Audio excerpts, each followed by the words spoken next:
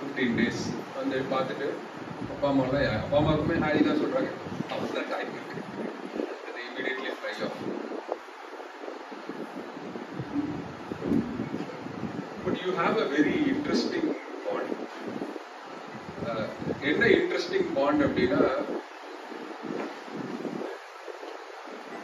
எல்லாருமே வந்து ஃபோன் எல்லாம் ஒரு தடவை பார்த்து,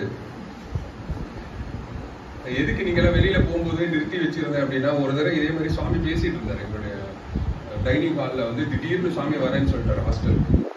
வரேன்னு சொன்னா ஹாஸ்டலுக்கு வந்து உடனே ஹாஸ்டலுக்கு திடீர்னு வரேன். ரொம்ப நாள் கூப்பிட்டு இருந்தோம், அவர் எப்போ வருவாருன்னு தெரியாது.